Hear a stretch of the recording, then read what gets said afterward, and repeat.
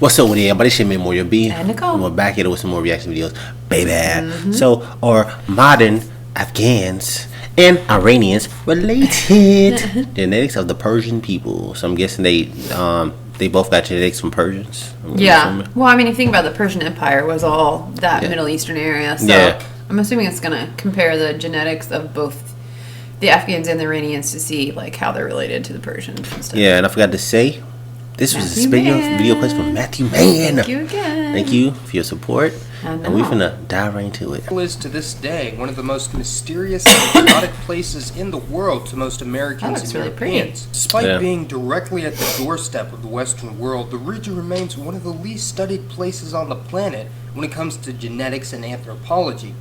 Although the exact boundaries for the region known to us in the United States and Europe as the Middle East varies quite considerably, in its loosest sense, it could be expanded to include North Africa, Turkey, Iran, the Caucasus region, Afghanistan, Tajikistan, and the area of Pakistan that lies on the Iranian plateau. I realize that people that actually live in the region do not use the term Middle East or Greater Middle East, but the term has just always made sense to me, seeing how it's in the middle of almost every old world civilization, such as Europe, Sub-Saharan Africa, East Asia, and South Asia. Because of this, the region has been influenced by many different cultures and has also influenced many foreign nations. To state that the people, cultures, religions, and languages of this region are all the same is an astronomically false statement, seeing how the area spans a distance of over 7,000 miles, has around 30 countries, and contains over 600 million people, or a little under 10% of the globe's population. As such, it's important to learn about the different countries and the people that inhabit them, especially considering that Middle Eastern migration to the United States is at an all-time high. And it seems that the region is in the news almost every day, and not for positive reasons. Very true. A couple of the more infamous places in the region would have to be the countries of Afghanistan and Iran, both of which lie on the Iranian plateau and share many different aspects of culture and language, but do they share a common origin? To begin, let's take a look at some of the early history of both nations. The modern people of both Iran and Afghanistan are both believed to have been descended partially from an ancient population known as the Proto-Indo-Europeans, which probably originated somewhere around the Caucasus mountain region and spread to the Iranian plateau south around the Caspian Sea. Interesting. As we discussed in our previous video on Central Asia, the Central Asians before the arrival of the Mongols were of Indo-European stock, most likely speaking a language that would be considered intermediate to that of the European and Iranian subfamilies. This group, however, was largely wiped out or assimilated during the Mongol conquest. However, the peoples directly south on the plateau were comparatively spared, despite suffering enormous casualties. So the modern Iranian languages today are actually more closely related to the European languages rather than neighboring Arabic, despite modern Persian being written in the Arabic script. Now, contrary to popular belief, the so-called Persian Empire was not a continuous dynasty, but rather a slew of different successions that had lasted millennia. It's important to realize in the modern world the terms Persian and Iranian are not synonymous. It is true that up until very recently in its history, the country of Iran was known as Persia, but the main difference is that Iran is a nationality, while Persian is an ethnicity. It can, however, be stated that all of the ethnicities of the Iranian plateau that share a common origin can be classified as Iranian ethnic groups. Although Persians are by far the largest and dominant ethnic group in the Iranian family, they are by no means the only one. Modern Iran is currently dominated by Persian people, which is why the names used to be synonymous. They inhabit the bulk of the central and eastern portions of the country, including the capital Tehran, and total anywhere from 50 to 70% of the country's population, with it being very difficult to pinpoint exact figures, seeing how the nation doesn't have an ethnic census, and many people speak more than one language fluently in the country. The largest ethnic minority in the country would definitely have to be ethnic Azeris, who are the same ethnic group as those from the neighboring country of Azerbaijan, a former Soviet territory. The Azeris are actually not an Iranian-speaking group, but a Turkic one, being very closely related, both linguistically and genetically, to neighboring Turks from Turkey. Interesting. Although they are sometimes considered Iranian peoples because of their strong historic connection with the various Persian empires. They inhabit the northwest corner of the country, a region known locally as South Azerbaijan, and various estimates place them at 10% at the lowest to 30% at the highest. But the group is largely assimilated into Iranian society, and almost all speak the Persian language.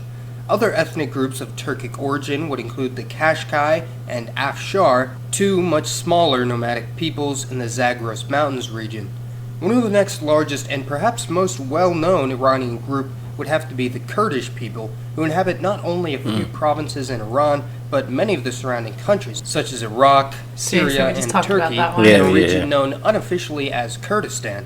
Although there are actually a couple of dialects of the Kurdish branch considered separate languages, such as Zaza or Kermanji, the Kurds are largely united in their common history and culture, and although many attempts have been made to secede and unite as an independent Kurdish country, the prospect has become quite unlikely in recent years.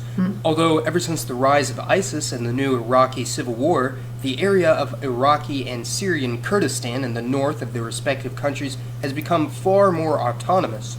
What's important to note is that even though the Kurdish homelands is in the heart of the Middle East with around 30 million people, there is a sizable group of Kurds that live in Khorasan in the northeast corner of Iran that were brought to the region about 400 years ago when the Safavid Empire wished to use them as a buffer zone between the Persian homeland and the Central Asian tribes.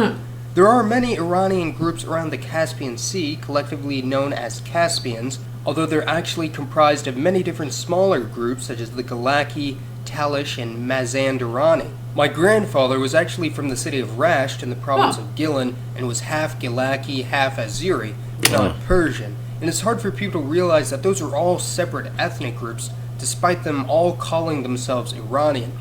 The country of Afghanistan is considerably more complicated than that of Iran, with there not really being any dominant ethnic group in the country, since it's much more ethnically and linguistically diverse. The two major groups in Afghanistan are the Pashtuns and the various Persian-speaking groups, who it's actually hard to pinpoint their actual ethnic identification, since in some parts of Afghanistan, the concept of ethnicity is a very foreign concept. Although the Persian language can be understood across the three nations of Iran, Afghanistan, and Tajikistan, the dialects are known as Farsi, Dari, and Tajik, respectively. The Persian-speaking peoples of Afghanistan can be divided into the Amak, Hazara, and Tajiks, and the groups may or may not identify with the label of Persian, depending on where they are. The Amaks are the westernmost group lying on the border with Iran, and the Tajiks are located in the northeast around the border with Tajikistan, and are predominant in the nation's capital of Kabul. The Hazaras are a bit different, being located in the region known as Hazarajat in the center of the country, and seeing how they're one of the only groups in the country that has a large amount of East Asian admixture, and the average Hazara person has a gene pool more reminiscent of that of the Turkic Central Asians, rather than that of the rest of Middle Eastern Iran, Afghanistan, and Tajikistan. The Amaks and Tajiks have a very Middle Eastern appearance, although a small amount may have light-colored hair or perhaps even blue or green eyes, being reminiscent of the previous Indo-European population that lived there before the arrival of the Mongols or Persians. Right above Afghanistan is another former Soviet state of Tajikistan, which is much more ethnically homogeneous, with Tajiks making up 85% of the country's population. And again, the identification of Tajiks is a bit tricky, as a Tajik in the United States may identify with other Persian groups, while a Tajik in Russia may identify more with Central Asian groups. What's very interesting is that there's a much smaller group known as the Pamiris on the edge of the Iranian Plateau region who have long been classified with Tajiks. However, they speak a language quite different from Persian. Not only do they live in southern Tajikistan and northeast Afghanistan, but a small part of the Chinese province of Xinjiang as well, making them the only Middle Eastern group native to China. The evidence of pre-Mongol Indo-European population in Central Asia is probably the strongest in this group, seeing how they live in a heavily mountainous region, mostly untouched by the Mongol invasion. The Pashtun are also an important group in the country of Afghanistan, making up around 40 to 50% of the population, being located in the southeast portion of the country, and also have a very large population in neighboring Pakistan to the south, which is more of a South Asian rather than Middle Eastern country. They are most certainly the second largest Iranian ethnic group at perhaps over 50 million people in both Afghanistan and Pakistan, not to mention a very large diaspora in India, especially in regions such as Punjab, Gujarat, and other parts of India.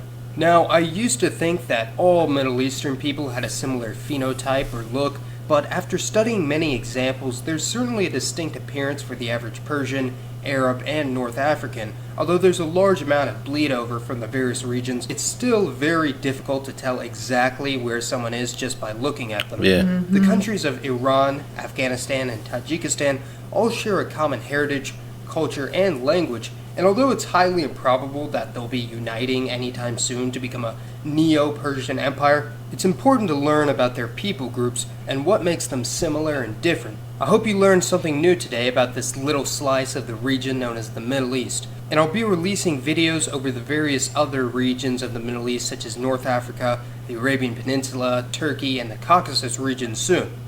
Thanks for watching, everyone. Be sure to let me know your thoughts on the Iranian people. This has been Mason, and I'll see you next time. I was laughing because that one sign of the face had the eyes cut out, so it just looked kind of creepy.